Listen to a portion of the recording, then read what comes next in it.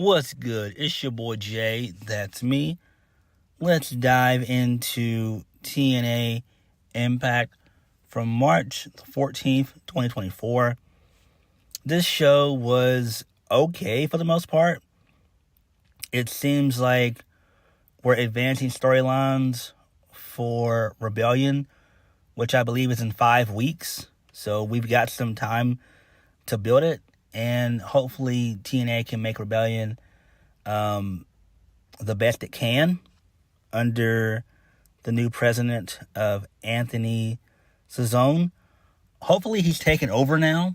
I believe Scott D'Amore's been out for almost a little over a month. So hopefully he started to take on that role and get the ball rolling. So we kicked the show off with the first match of the night, that being Mustafa Ali versus Chris Sabin for the X Division Championship. Now, I would think that a match like this would actually be the main event of the show, but it wasn't. So I don't know why. Maybe they're going to have Chris Sabin and Alex Shelley feud. Maybe. It seems that's where they're going with it. So maybe that's why they went ahead and did the match and gave it away on television versus doing it at a pay-per-view. My bad, a premium live event. So Mustafa Ali, he wins.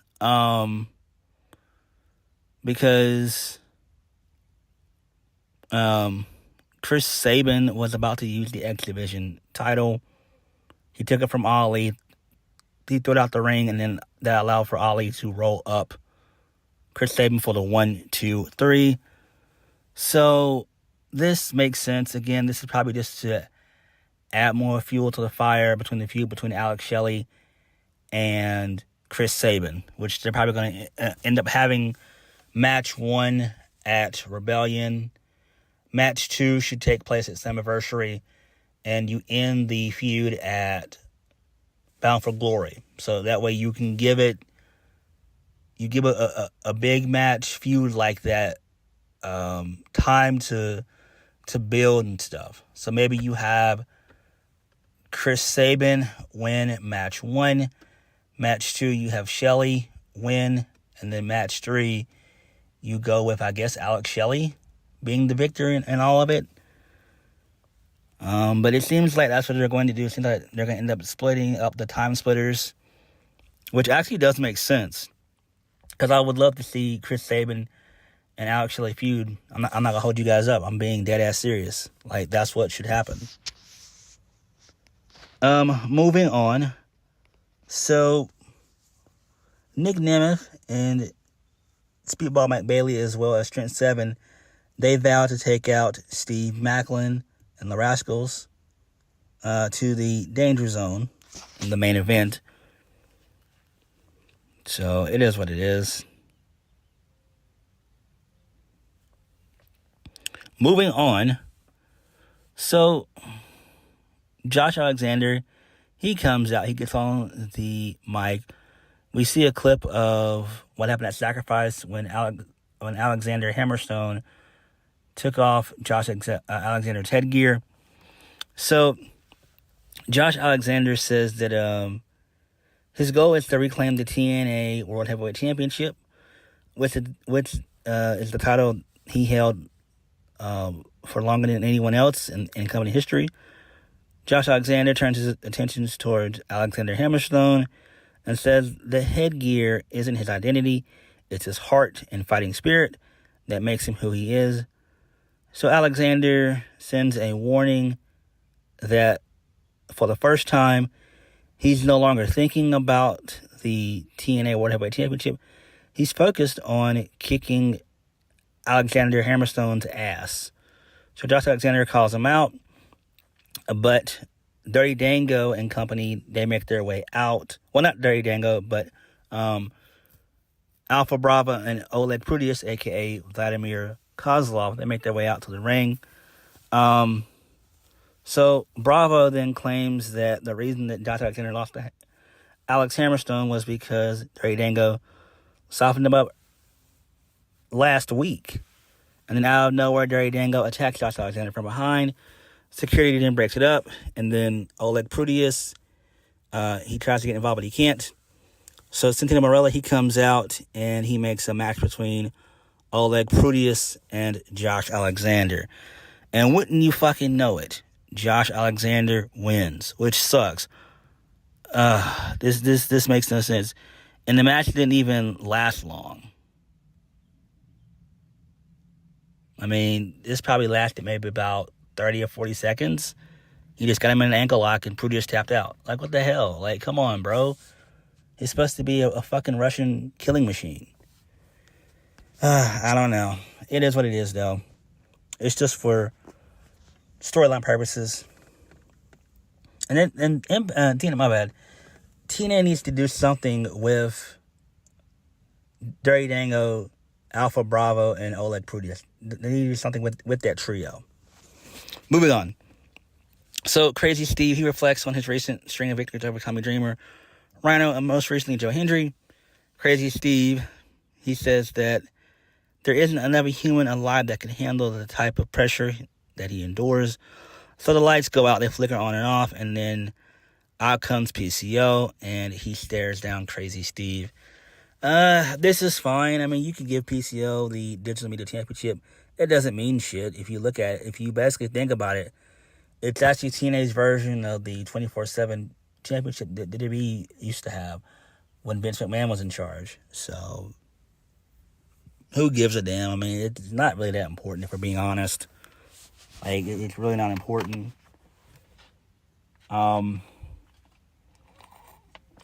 PCO, I'm ready for PCO to actually just be a backstage producer. The guy's in his 50s. He's like, I think he's 54, 55. He's in his mid-50s. Why is he still wrestling? He needs to really just be a backstage producer. Like, come on, dude. Moving on. Ace Austin versus Frankie Kazarian. Frankie Kazarian gets the win. Oh, my God. I am so tired of Frankie Kazarian. Oh, my God. Oof. He's another one that needs to be in the backstage producer role. He's another one. My God.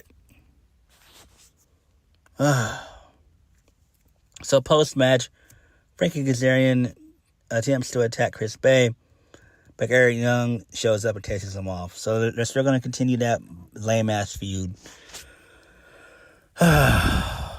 Man, I don't understand why Eric Young can't just go be a locker room leader. Same thing with Frankie Kazarian, PCO. Oh, my God. This sucks. This just sucks. I feel bad for Ace Austin and Chris Bay. And I've liked those guys for years because those guys are exceptional talents and they've not really done much of anything in the last couple of years. Maybe even 3. Moving on. So, Moose and the rest of the system, Brian Myers and Eddie Edwards, who are the new TNA World Tag Team Champions, by the way, which fucking sucks, they brag about their list of accolades. They said after Sacrifice, the system now hold more gold than ever before. This fucking sucks. I hate the system. I wish that they could release every single one of the members of the system. I don't mean to unemployment, but to release them of their duties as wrestlers and put them as backstage producers or coaches or what have you. I am so tired of the system. I'm so tired of so many people on the TNA roster. Like, that roster needs a shape up. It needs a really, really, really bad shake up. Oh my God.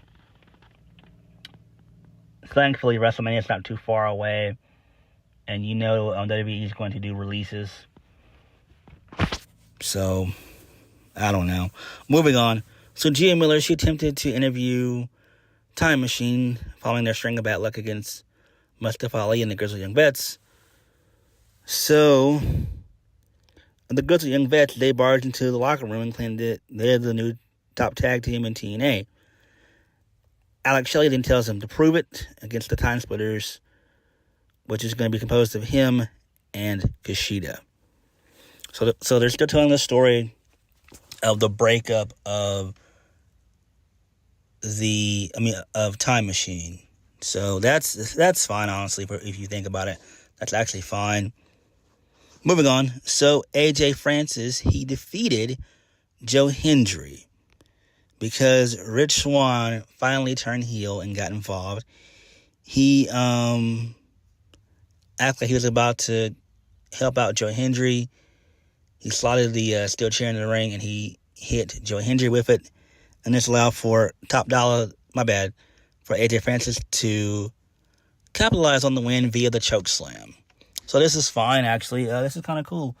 Seeing Rich Swann heel, that's fine. Better late than never, but it is what it is. But it's still not going to salvage anything. Okay, cool. Just turning him heel, that doesn't really mean anything. But, this does give both guys something to do. Joe Hendry is another guy that needs to actually be at the top of the card. I would make him either world champion or X Division champion. He fits both of those roles perfectly. Joe Hendry deserves better. I'm a massive fan of Joe Hendry's work because he has a lot of charisma. He's good on the mic. He's got great character work. And he's just a guy that you can build the promotion around. The same thing with Hammerstone. Those are two guys right there that you can build up as top guys for the promotion. Like, Joe Hendry's been stuck in the mid-card for, I want to say, close to 2 years now. Definitely over a year and a half. But it's just time for them to do something different with Joe Hendry. Like, he's just going further and further down the card. And it's not good. Moving on. So, there was another sound check edition, which is hosted by Alex, my bad, I'm about to say Alex Angels. I meant to say Alan Angels. It's not up to the standard of Ash by Elegance and her personal concierge. And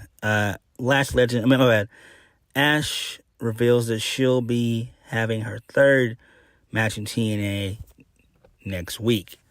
So that's great. So I guess they're still building towards Jordynne Grace versus Ash by Elegance. The match is either going to happen either at Rebellion. I think Slammiversary is too far. That's 3 months after Rebellion. That's a little bit too long. But do you want it to be a feud, or do you want it just to be a one and done type of match? That's the question. Personally, I would actually have Jordynne Grace defeat Ash by Elegance. This causes her to be more of a bitch and more vindictive and more spiteful, to where she's even more hungry, and she ends up defeating Jordynne Grace at Slammiversary. That's what I would do. Moving on. So, Spitfire, they defeat Bo Moss and Vanna Black, two jobbers basically. That's fine for Spitfire. And then post-match, I thought that MK Ultra showed up, but they didn't. So I'm guessing they're probably going to end up breaking up MK Ultra and have Killer Kelly be by herself, as well as Monster Slamovich. I mean, they both work well together, and they both work as opponents for Jordynne Grace. So maybe they might go that route. I don't know. Moving on. So, Tasha Steele, she interrupts the show to challenge Jordynne Grace to a singles match for the Knockouts World Championship next week. Tasha Steelz reminds us that she wasn't pinned in the triple threat match that also involved Xia Brooke at Sacrifice. This is fine. This actually does make sense. I'm down with it if we're being honest. So we'll see what happens. I mean, Jordynne Grace is easily going to defeat Tasha Steelz. I mean, and I'm a fan of Tasha Steelz. I like her character work. She's all right in the ring. She's salvageable. But I think she could do well in NXT. I really do. I think that she would do well in NXT. I do. I'm not going to hold you guys up. Jordynne Grace, on the other hand, she should definitely be in WWE on the main roster. Continuing on with Jordynne Grace, where is Jonathan Gresham? We haven't seen him in months. Is he injured? Did he quit? What happened? Where is he? The same thing goes with Subculture. Where are they? Where's Mark Andrews?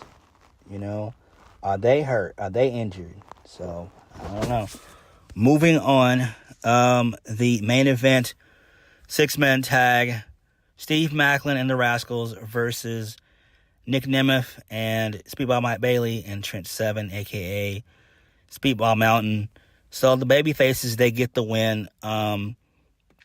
Towards the end of the match,